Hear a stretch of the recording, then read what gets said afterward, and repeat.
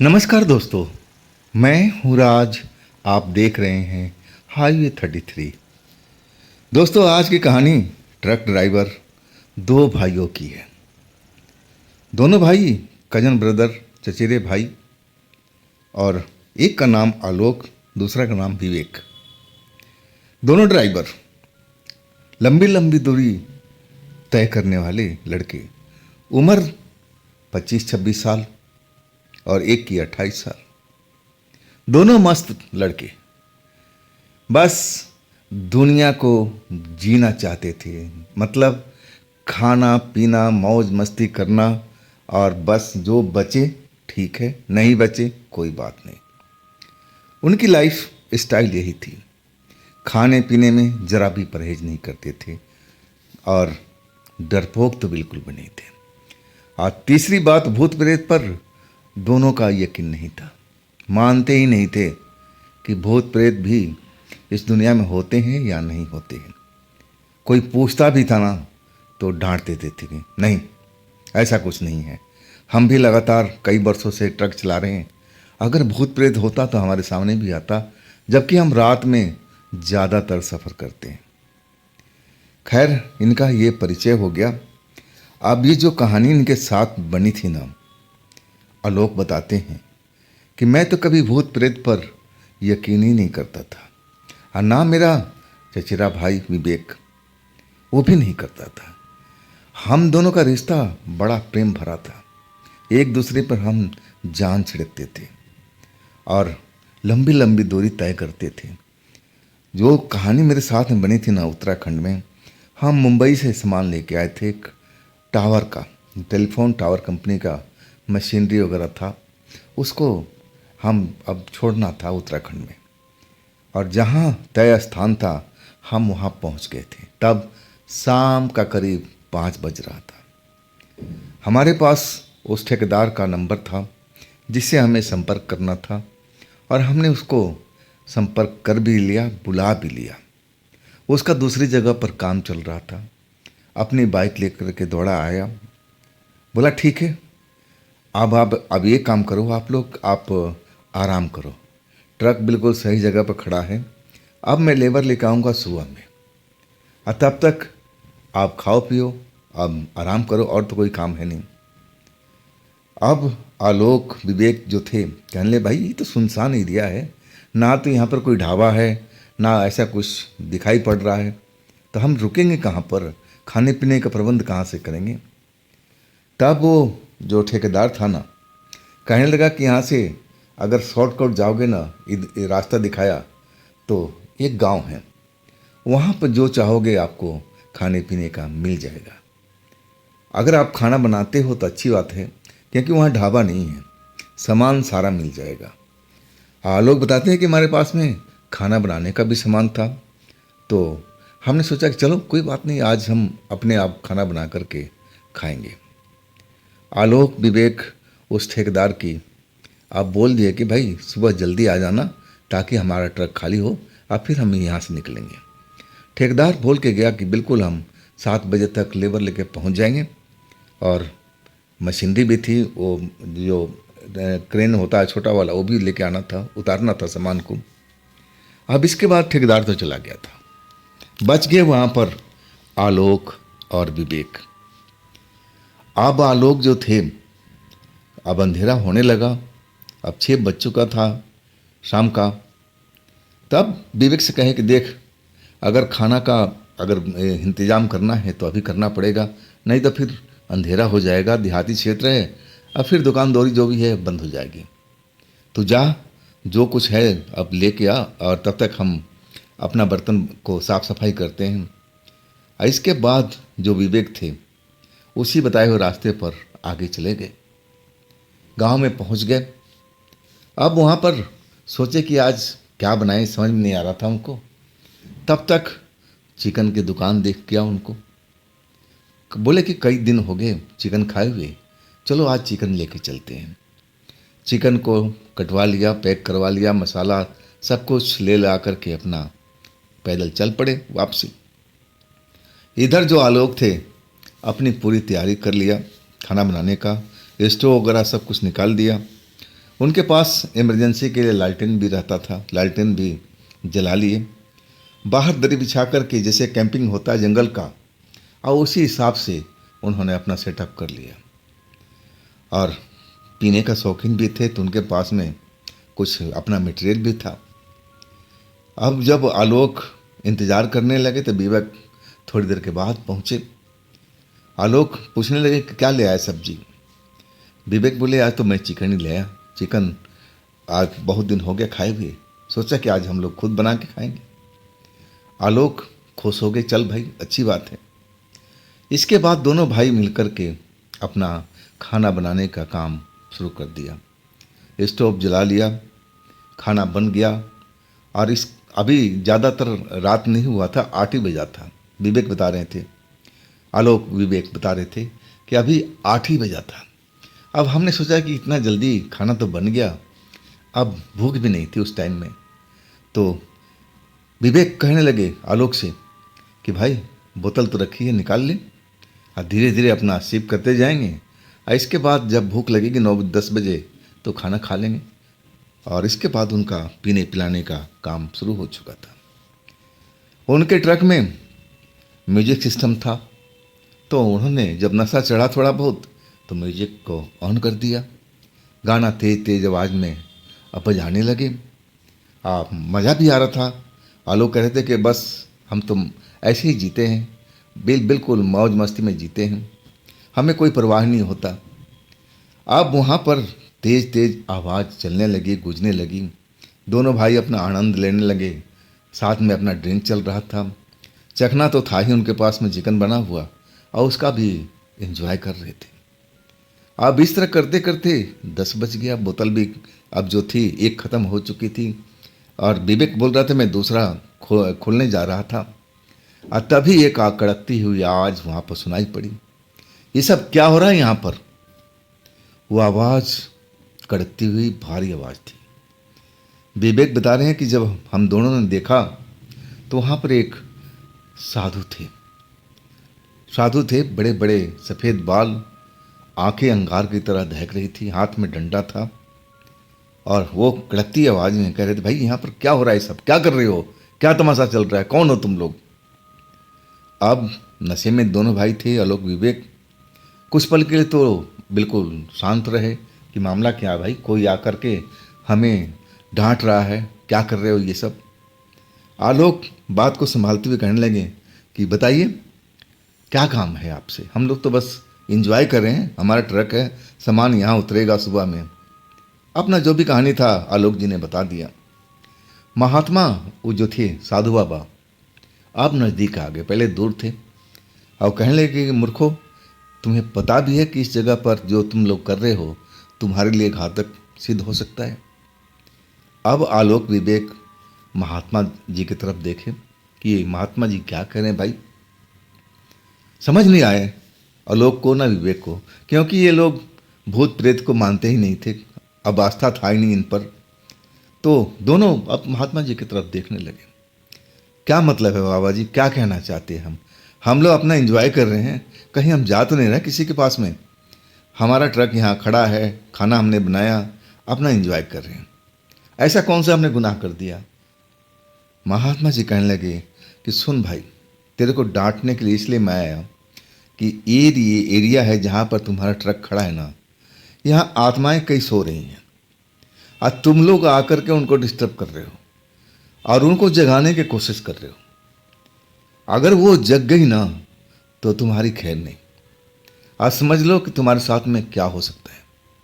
तुम तो यही काम कर रहे हो, तेज आवाज़ में साउंड बजा रहे हो, जो ना करना यहाँ पर कर रहे हो, चिकन मटन खा रहे हो और दारू भी पी रहे हो। तो एक तरह से तुम उनको दावत दे रहे हो, बुला रहे हो कि भाई जगो, आओ मेरे साथ में पार्टी में शामिल हो जाओ। अब महात्मा जी की बात सुनकर के आलोक विवेक महात्मा जी की तरफ देखने लगे, कहने लगे बाबा हम इन चीज़ों पर यकीन करते ही नहीं हैं, आज तक नहीं किए, हमने कभी भूत प्रेत देखा नहीं। ये जगह क्या, इससे भी खराब जगह पर हमने ट्रक रोका हुआ है और रात गुजारे हैं इसी तरह से, तो हमने तो आज तक कभी भूत प्रेत को देखा नहीं, ना हम मानते। अब जो महात्मा जी थे गर्म हो गए, गुस्सा हो गए, और डांटने लगे कि अभी भी तेरे पास वक्त है, ये स्पीकर बंद कर, आइए दारू फारू का काम बंद करो, अब जो हो चुका है अब अपना जाके आराम करो, सो जाओ, अब ज़्यादा उछल कूद मत करो, नहीं तो वाकई में अगर वो सोई हुई आत्मा जाग गई ना तो तुम्हारे लेने के देने पड़ सकता है, तुम्हारी जान खतरे में आ सकता है। लेकिन महात्मा जी की बात को आलोक विवेक मजाक में ले रहे थे, वो सीरियस नहीं थे महात्मा जी की बात लेकर के। अब महात्मा जी का फर्ज जो था उन्होंने बता दिया। जब ये समझ नहीं पाए तो महात्मा जी गुस्सा होकर के चल पड़े। जाते जाते कहते गए कि देख, अगर तू लोग इस आत्मा को जगा दिया ना तो तू लोग रात में तेरे साथ क्या होगा अब तुम लोग समझ सकते हो। देख मेरे कुटिया आगे में है, एक तरफ इशारा किया, मैं अपनी कुटिया में जा रहा हूँ। ये स्पीकर का आवाज़ मेरे कानों में ही पड़ रही है, मैं कहूँगा कि स्पीकर बंद कर लो, बाकी तुम जो मर्जी करते रहो, हमें कोई मतलब नहीं है, बस स्पीकर अब तेज मत बजाओ, ना मत बजाओ, बंदी कर दो कि मैं भी डिस्टर्ब हो रहा हूँ। अब इसके बाद महात्मा जी गुस्से में थे।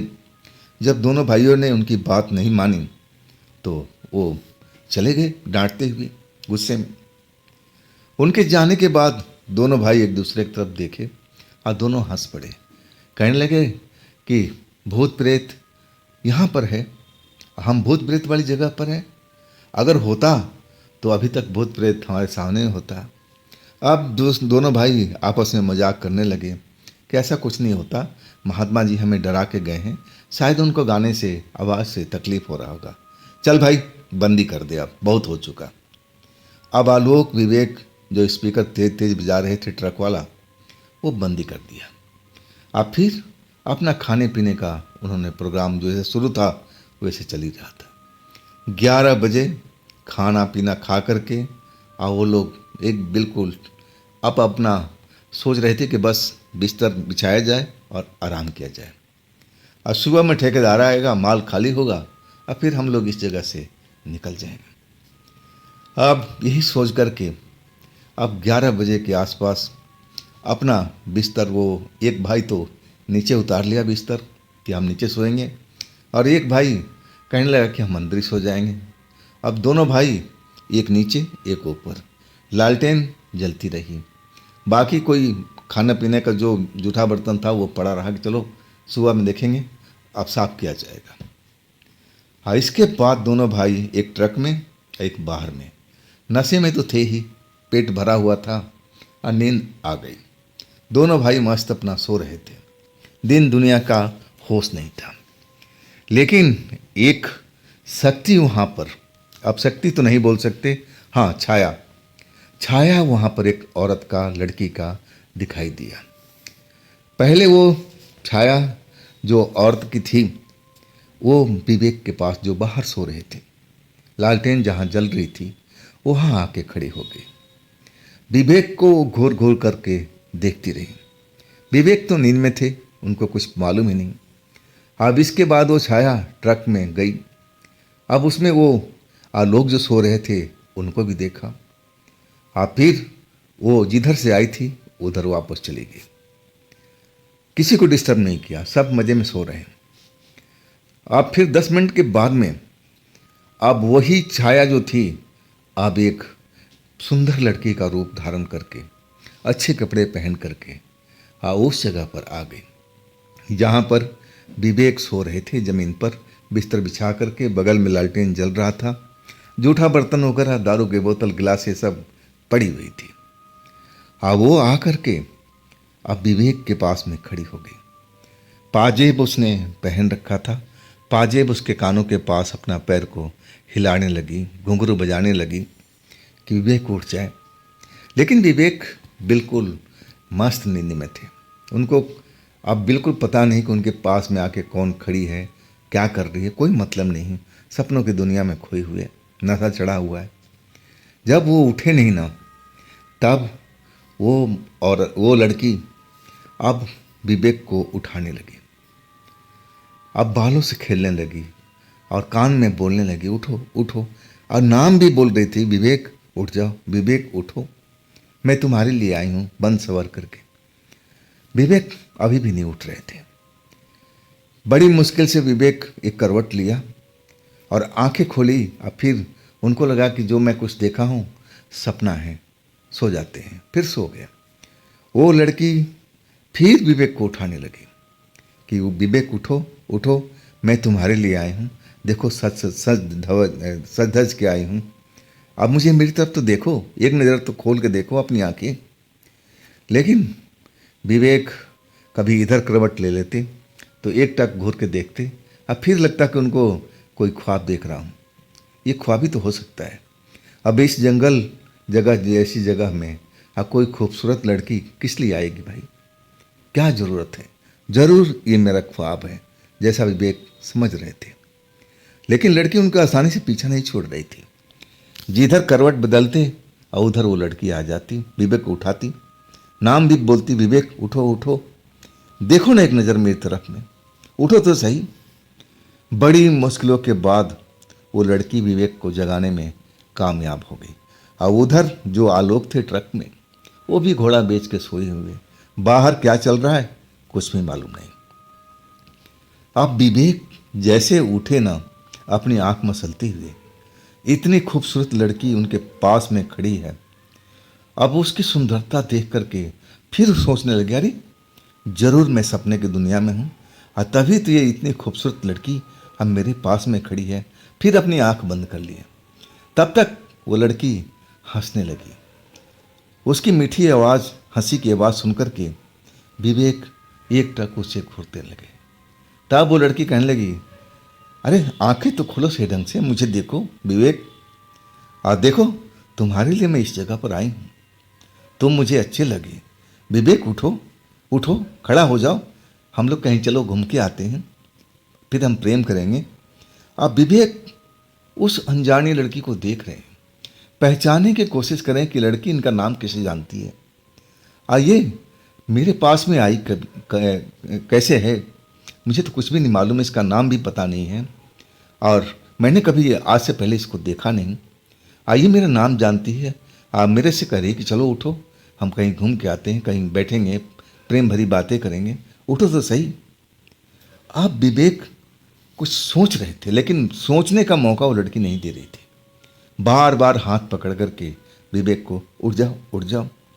अब विवेक को उठना पड़ा।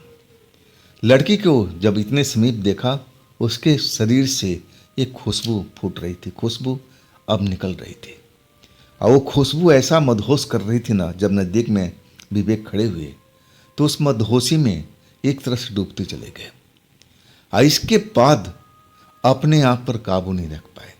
वो ऐसी ही मदहोश वाली खुशबू लड़की के शरीर से फूट रही थी, और लड़की भी तो यही चाहती थी कि बस विवेक हमारी हुस्न में फंस जाए, हमारी यादा में फंस जाए, और इसके बाद विवेक को लेकर के अब अंधेरे की साइड में जाने लगे। एक तरह से अब उस जगह से विवेक और लड़की गायब भी हो गए थे।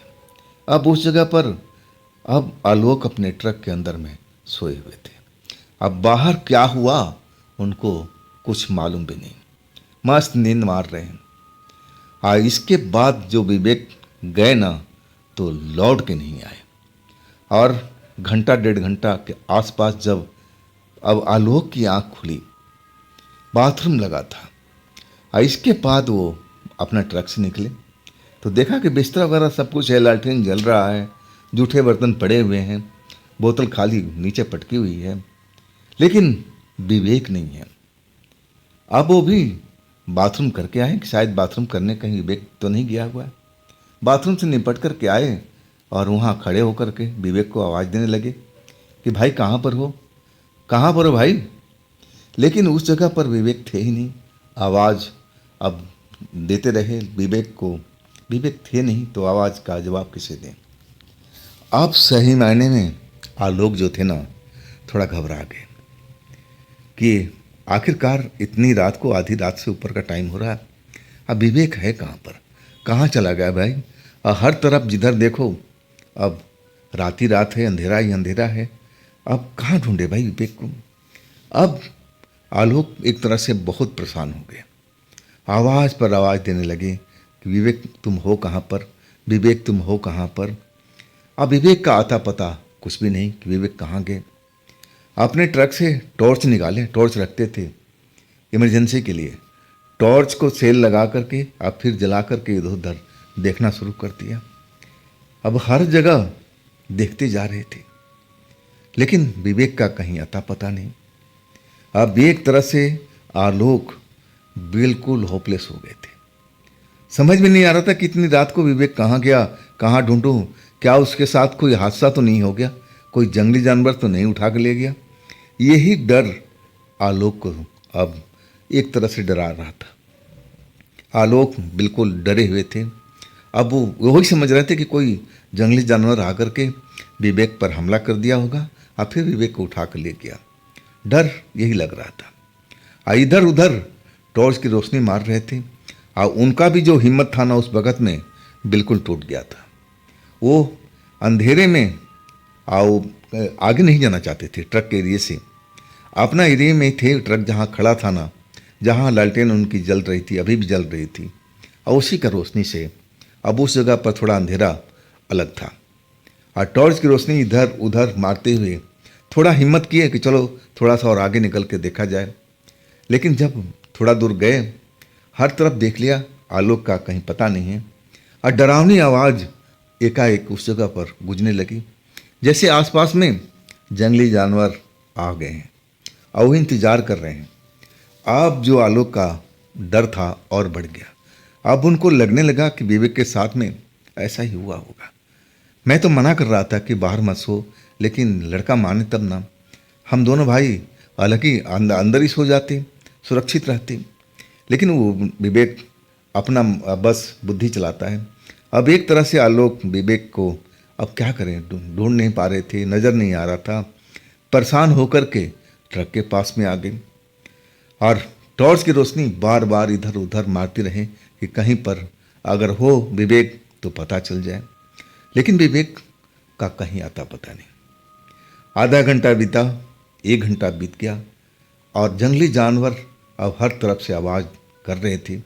आवाज़ सुनकर के जो आलोक थे और घबरा गए कि ज़रूर विवेक के साथ कुछ बुरा हो गया, ज़रूर उसका कोई जानवर उठा के ले गया। अब मैं क्या करूँगा, अब क्या करूँगा। उनको जरा भी परवाह नहीं थी कि महात्मा जी आकर के और उनको समझा के गए थे कि देखो ये जो जगह है आत्माओं से भरी हुई है, आत्माएं सब सो रही हैं, इनको तुम डिस्टर्ब मत करो, शोर मत करो, स्पीकर मत बजाओ, ये सब कामें मत करो कि आत्माएं जगे। लेकिन दोनों भाइयों ने उस महात्मा को मजाक बना दिया, उनकी बात को नहीं माने। आखिरकार महात्मा जी अब नाराज होकर चले गए थे और इसके बाद उन्होंने स्पीकर को बंद किया था। लेकिन अपना हंसी मजाक, खाना पीना ये सब देर रात तक चलते रहे। अब उनको ख्याल आया कि अरे महात्मा जी आए थे, उनसे क्यों ना मदद मांगी जाए। वो बताए भी थे कि देखो सामने मेरी कुटिया है और तुम्हारा स्पीकर की आवाज़ वहाँ तक पहुँच रहा है, मैं डिस्टर्ब हो रहा हूँ। मन तो बना लिए, लेकिन हिम्मत नहीं हो रहा था आलोक को कि इतना फासला जो है रात के टाइम में अकेले तय करे, क्योंकि जंगली जानवरों की आवाज़ अजीब अजीब अब सुनाई पड़ रही थी। लग रहा था कि पास में गिदड़ कोई बोल रहा हो, कोई भेड़िया का आवाज़ आ रहा हो, और आवाज़ जब निकालते ना तो आलोक कांप के रह जाते। और कई बार वहाँ जो आसपास में पेड़ थे ना, अचानक उस पर बैठे हुए पक्षी अब झुंड में उड़ जाते एक झटके से, और उनकी पंखों की फड़फड़ाहट से अब आलोक की हालत और ख़राब हो गई। हिम्मत जुटाने लगे कि चलिए महात्मा जी के पास चलते हैं, अब हमने तो गलती कर दिया है। महात्मा जी तो मना कर रहे थे कि भाई यहाँ शोर मत करो, आराम से अपना खाओ पियो सो जाए। लेकिन अब गलती हो चुकी थी। इसके बाद आलोक जो थे हिम्मत जुटाने लगे कैसे भी करके। और फिर जब उनका हिम्मत अंदर आया, अब जान पर बड़ी हो भाई के तो हिम्मत तो लाना ही पड़ता है, और वही आलोक ने किए। टॉर्च लेकर के और अब महात्मा जी की जिधर झोपड़ी थी उधर चल पड़े। टॉर्च की रोशनी हर तरफ अब डालते रहे कि कोई अचानक कोई जानवर उन पर झपट्टा न मार दे। आखिरकार वो फासला जो झोपड़ी और ट्रक के बीच में था, डरते डरते आलोक जी ने पार कर लिया। लेकिन बीच में बहुत डर गए थे। उनको लगा कि जैसे उनके पीछे पीछे कोई चल रहा हो। अब मुड़ते तो कोई नहीं होता। दिल तेजी से धड़कने लगा उनका डर के मारे। आज उनको पता चला कि भूत प्रेत या कोई काली शक्ति उनकी पीछा तो नहीं कर रही है, क्योंकि महसूस होता था कि हाँ, उनके पीछे कोई चल रहा है। और जैसे मुड़ते उनको कोई दिखाई नहीं देता। आप एक तरह से बुरी तरह से डर चुके थे। विवेक का अभी कोई अता पता नहीं था। इस तरह डरते डरते महात्मा जी की झोपड़ी के पास पहुंच गए। महात्मा जी की अब झोपड़ी में रोशनी हो रहा था। अब वहाँ पहुँचे ना तो महात्मा जी को आवाज़ देने लगे, आलोक, महात्मा जी, महात्मा जी। महात्मा जी ध्यान में थे और जब काफ़ी आलोक ने आवाज़ लगाई कई बार तेज तेज, तब महात्मा जी का ध्यान टूटा और फिर वो झोपड़ी से बाहर निकले, हाथ में लालटेन लिए हुए। आप पूछने लगे कि अरे, तुम तो ट्रक वाले हो ना, दूसरा कहाँ है, क्या हुआ तुम्हारे साथ में? महात्मा जी को अंदेशा हो चुका था कि जरूर इन लोगों के साथ में कुछ हादसा हो चुका है। अब महात्मा जी अब पूछने लगे, तुम्हारा दूसरा भाई कहाँ है, दूसरा दोस्त कहाँ है? अब लोग जो थे अब महात्मा जी के पैरों में गिर पड़े। कहने लगे, महात्मा जी, मेरे भाई गायब है। मैं तो ट्रक के अंदर सो रहा था। जब मैं बाथरूम करने के लिए बाहर उठा तो मेरे भाई था ही नहीं जगह पर। मैंने हर तरफ उसको ढूंढ लिया, लेकिन कहीं पता नहीं चल रहा। महात्मा जी, आप मेरे भाई को बचा लीजिए, मेरे भाई को मिलवा दीजिए, ना जाने कहाँ चला गया। आप फूट फूट करके अब आलोक महात्मा जी के पैरों में गिरे हुए और अपनी बात को कह रहे थे। महात्मा जी को अब जो समझ में आया ना तो आलोक को समझाने लगे। आप बोलने लगे, बेटा, मैं तुम लोग को मना कर रहा था ना कि ये जो जगह है यहाँ पर ना जाने कितनी आत्माएं सदियों से सो रही है, उनको जगाओ मत। ये जगाना ठीक नहीं है, वो तुम्हारे साथ कुछ भी कर सकती। लेकिन तुम लोग कहाँ मानने वाले भाई, आज के मॉडर्न युग के तुम लोग लड़के हो, अब हमारी बात थोड़ी मानोगे। महात्मा जी गुस्सा में उस टाइम भी आलोक को सुनाते रहे। अब आलोक कह रहे थे कि महात्मा जी, अब हमसे बड़ी गलती हो गई है, अब हम गलती का पछतावा कर रहे हैं, ऐसा हम लोग को नहीं करना चाहिए था। अब हमारा भाई को आप बचा लीजिए। देखिए हमारा भाई कहाँ है, आप सब कुछ जानते होंगे, आप इस एरिया में रहते हैं। अब महात्मा जी आलोक को शांत कराने लगे, कहने लगे कि मुझे सोचने दे, मुझे ध्यान करने दे, तभी तो मैं बता पाऊंगा तेरा भाई कहाँ पर है। अब आलोक को शांत कराएं कि तू शोर मत कर। महात्मा जी अपने आंखें बंद किए, अब फिर ध्यान में वो चले गए। अब फिर जब आंखें खोले तो आलोक को अब फिर डांटने लगे। कहने लगे कि देख, जो मेरा अंदेशा था ना वही हुआ ना। एक आत्मा अब उस जो सो रही थी सदियों से वो जाग गई है, वही अपना रंग रूप बदल करके तेरे भाई के पास में आई थी, तेरे भाई को बहला फुसला करके अब ले गई है। वो जगह यहाँ से थोड़ी दूर पर है, मैं जानता हूँ। अब एक काम कर, या तो मेरे कुटिया में बैठ जा, अब मैं जा रहा हूँ, तेरे भाई को मैं उसके चंगुल से छुड़ा के ला रहा हूँ। लेकिन आलोक कहने लगे, नहीं नहीं महात्मा जी, मैं आपके साथ चलूँगा, मैं अकेले इस जगह पर नहीं रहूँगा। आप जो थे ना, आलोक बुरी तरह से डर चुके थे। अब उनको समझ में आया कि भूत प्रेत भी कोई शक्ति होती है। उस स्थान पर अकेले रहना ही नहीं चाहते थे। महात्मा जी आखिरकार उनको लेकर के चल पड़े। उनको सब मालूम था कि कहाँ वो आत्मा विवेक के लेकर गई है। आगे आगे महात्मा जी, अब पीछे पीछे अब आलोक चलते रहे।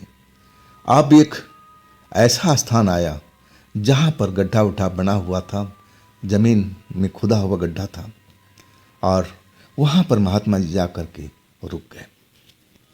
अब आलोक जो थे ना, अपना टॉर्च हर तरफ रोशनी कर रहे थे, महात्मा जी को दिखा रहे थे।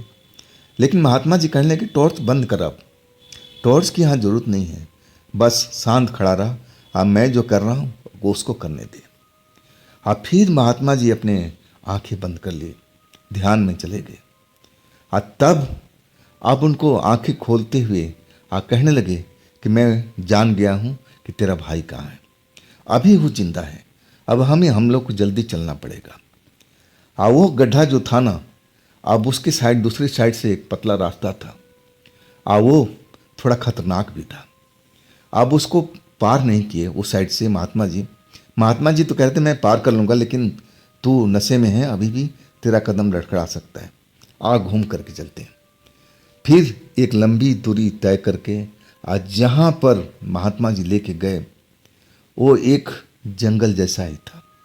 आज जंगल में अब बीच में एक साफ सुथरा स्थान था। अब वहाँ पर विवेक लेटे हुए थे और उनकी बगल में वही आत्मा लड़की पास में बैठी हुई उनके जुल्फों से खेल रही थी। अब विवेक का कोई होश नहीं था।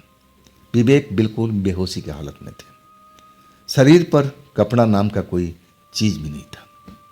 अब जैसे ही महात्मा जी अब उस जगह पहुंचे, वो आत्मा ने देख लिया कि अरे यहाँ कोई आ गया है, और वो भी महात्मा।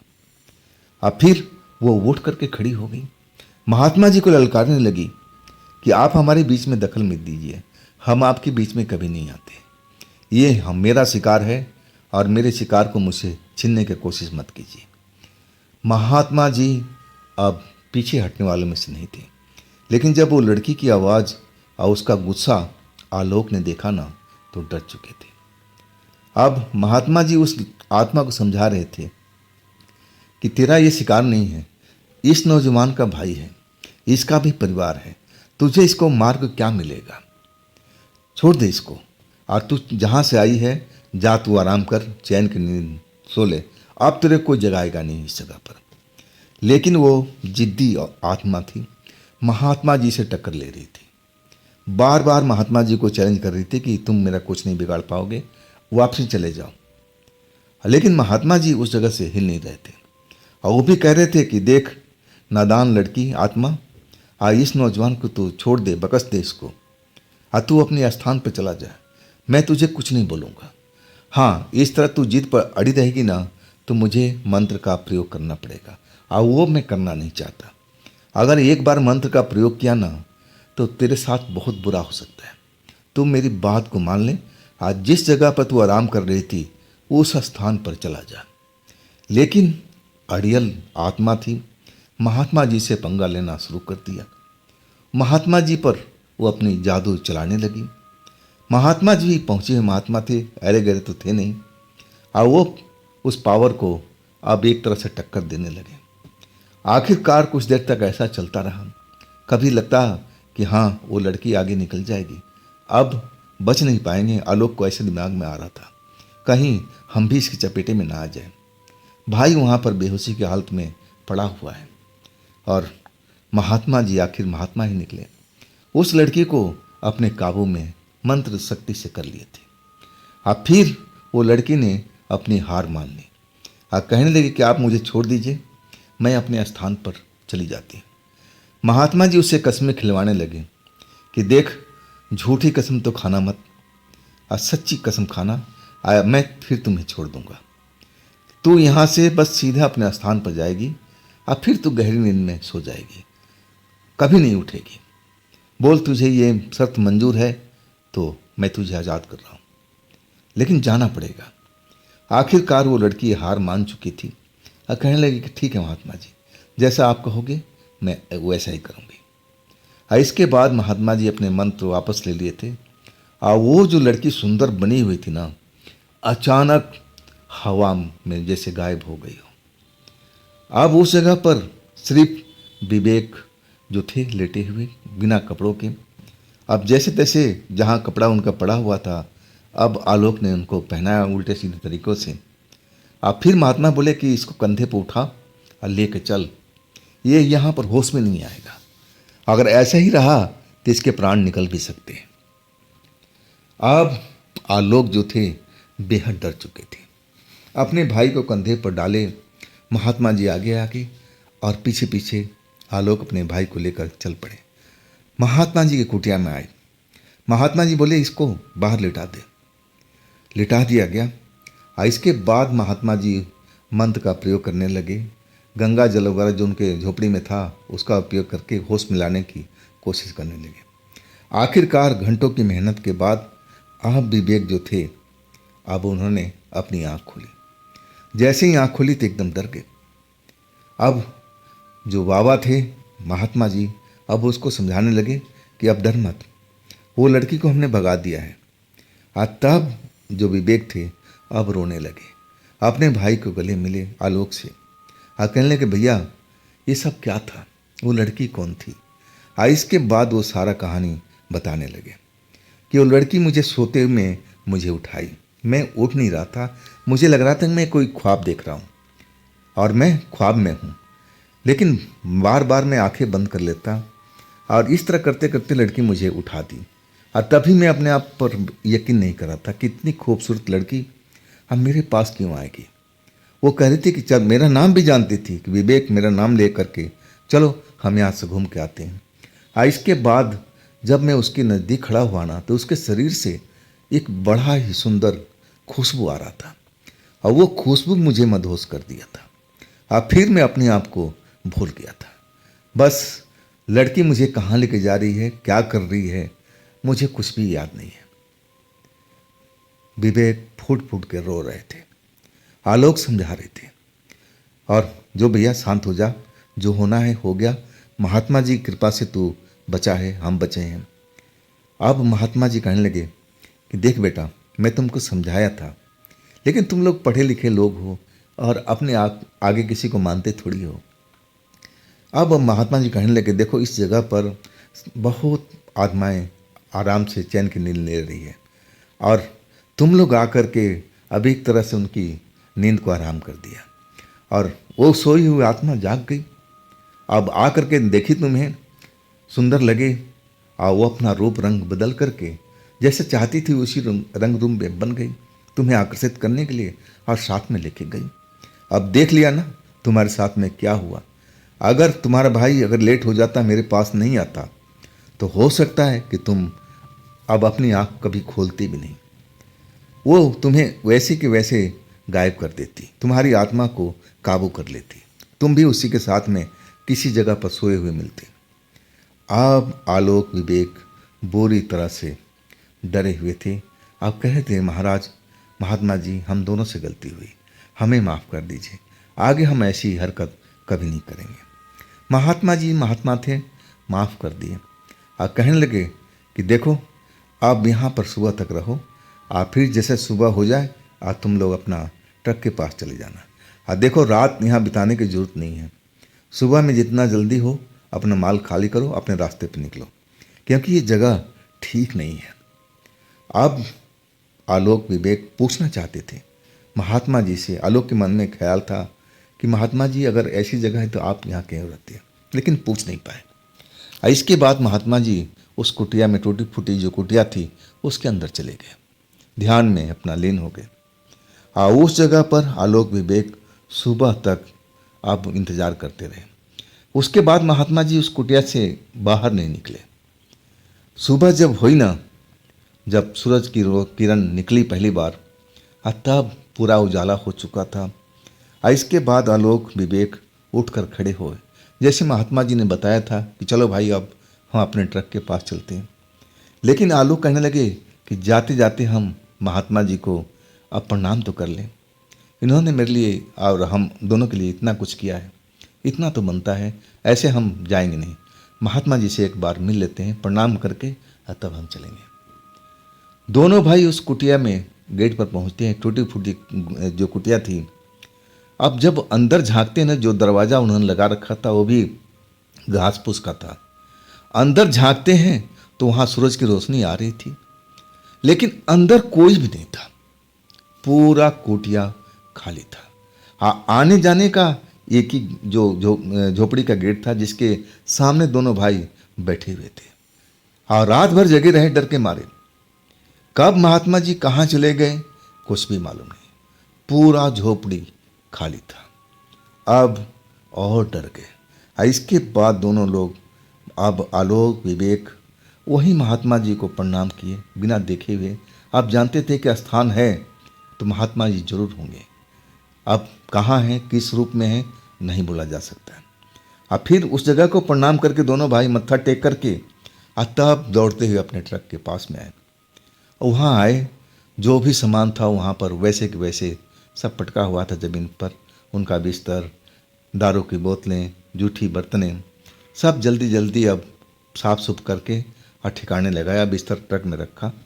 और इसके बाद में ठेकेदार भी आ चुका था 8 बजे के आसपास में, पूरी लेबर लेकर के वो मशीनरी लेकर के, मशीनें जो उतारनी थी। और इसके बाद जब सामान उतर गया ना, तब दोनों भाई अपना ट्रक लेकर के चल पड़े थे। और उन्होंने इसके बाद कसम खाई थी कि कभी भी हम अनजान जगह पर ऐसी हरकत तो बिल्कुल नहीं करेंगे। दारू का इस्तेमाल कभी नहीं करेंगे, ना दारू पिएंगे। आज के बाद में दारू का नतीजा उनको अब पता चल रहा था। और ऐसी हरकत ना कभी हम तेज़ आवाज़ साउंड तो करेंगे नहीं, और ना नॉन वेज का ऐसा प्रयोग करेंगे। अब एक तरह से वो लोग को समझ में आ गया था। जो लोग भूत प्रेत को नहीं मानते थे, आप बिल्कुल आस्था ही नहीं रखते थे कि यह सब चीज़ होती है, शक्ति होती है।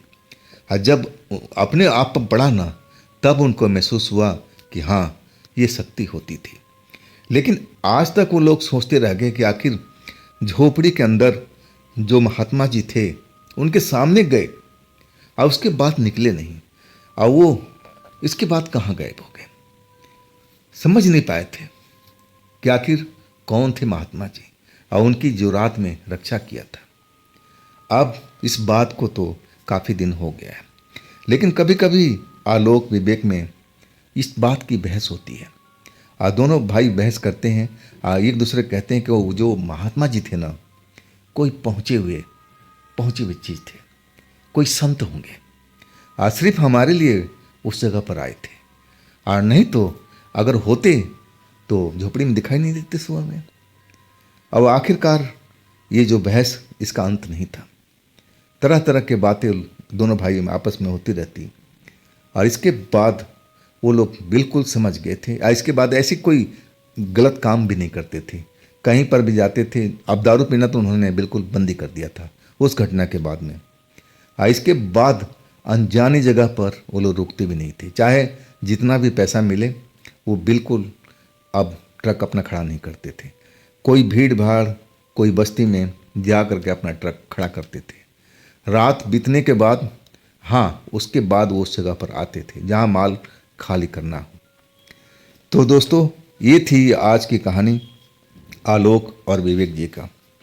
ये कहानी आपको कैसी लगी कमेंट में ज़रूर बताइएगा। और दोस्तों, अगर आपके पास भी इस तरह का कोई घटना है, कोई आत्मकथा है, तो आप मुझे इंस्टाग्राम पर या मेरे व्हाट्सएप नंबर पर अपनी कहानी को, अपनी घटना को आप हमें शेयर कर सकते हैं।